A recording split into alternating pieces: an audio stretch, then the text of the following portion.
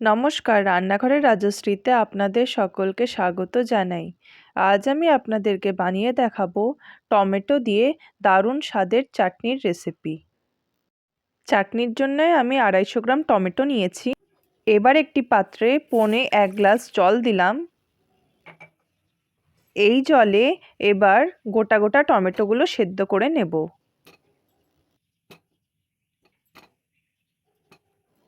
একটা ঢাকনা দিলাম, 5 মিনিটের মতো সেদ্ধ করে নিচ্ছি।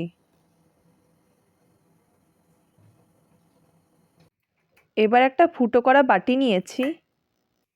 টমেটোগুলো ভালোভাবে সেদ্ধ হয়ে গেছে, এবার এটাকে ঢেলে দেব।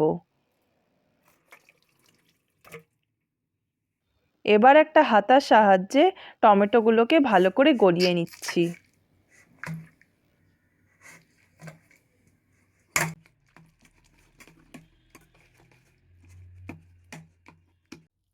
নিচে টমেটোর রসগুলো রয়েছে, এবার ছিবড়েগুলো ফেলে দিচ্ছি। কড়াই গরম করে 2 চামচের মতো তেল দিলাম। এবার তেলের মধ্যে একটি শুকনো লঙ্কা আর অল্প 5 ফোড়ন দিলাম। এবার ছেঁকে রাখা টমেটোর রসটা দিয়ে দেব। পরিমাণ মতো নুন দিলাম।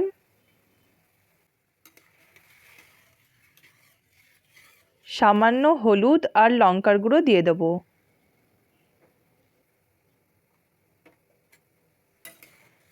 একটু নেড়ে নিচ্ছি। 2 চামচ তেঁতুল গোলা দিয়ে দেব। তেঁতুল গোলাটা এই কারণে দিলাম যাতে চাটনিতে একটু টক ভাবটা থাকে।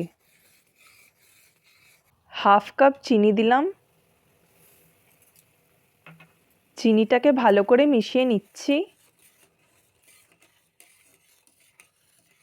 কিছুটা খেজুর নিয়েছি, ধুয়ে বীজগুলো বের করে রেখেছিলাম, এবার দিয়ে দিচ্ছি। এরপর অল্প ধুয়ে রাখা কিশমিশ দিয়ে দিলাম। একটু নেড়ে নিচ্ছি। ছোট ছোট পিস করে আমসত্ত্ব কেটে রেখেছিলাম, এবার দিয়ে দিলাম।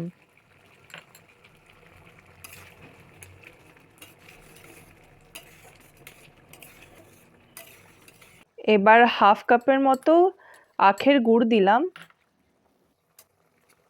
ভালো করে মিশিয়ে নিচ্ছি। কিছুক্ষণ ফুটিয়ে নেওয়ার পর চাটনিটা বেশ ঘন হয়ে এসেছে। এবার এর মধ্যে 1 চামচের মতো শুকনো ভেজে রাখা মৌরি আর ধনে গুঁড়ো দিয়ে দিলাম। টমেটো চাটনি পুরোপুরিভাবে তৈরি হয়ে গেছে। আমার এই রেসিপিটি ভালো লাগলে তাহলে প্লিজ লাইক আর সাবস্ক্রাইব করে দিয়েন।